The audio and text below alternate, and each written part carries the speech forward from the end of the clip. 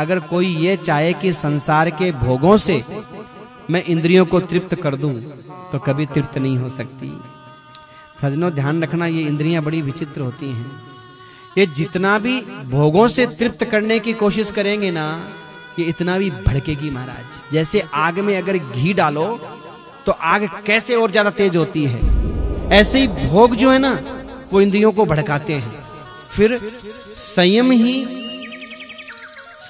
ही इंद्रियों को कंट्रोल में कर सकता है। संयम देखो, अगर आंखों की तृप्ति चाहिए भगवान का दर्शन करो, कानों की तृप्ति चाहिए भगवान की कथा सुनो। दुनिया की मेरी तेरी सुन के तृप्ति कभी नहीं हो सकती। और महाराज आज एक बात बताऊं, ज्यादा बुराई हमारे दो तरफ से अंदर प्रवेश करती है, आंखों के द्वारा और कानों के द्वारा।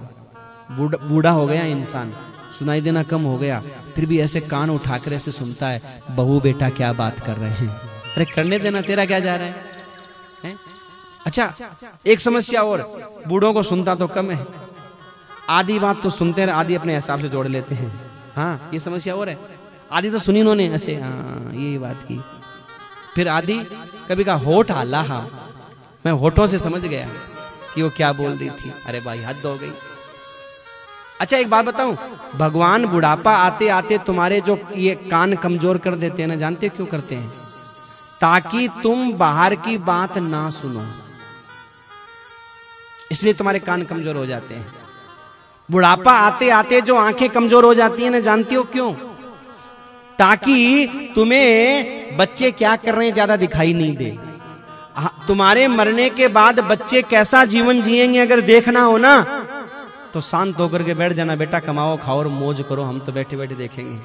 हाँ बैठ जाना, देखना कि बहू क्या कर रही है, बेटे देखो बस, बोलो कुछ नहीं, हाँ बैठे बैठे देखो कि हमारे मरने के बाद करेंगे क्या ये। हाँ कहने का मतलब सज्जनों क्या है?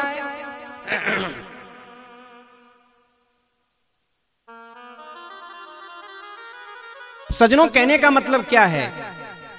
कहने का मतलब यह है, इस कथा के माध्यम से ये शिक्षा दी गई है कि हमारे कान अगर कमजोर हैं, हमें ज्यादा दुनिया की नहीं सुनना, भगवान की सुननी है।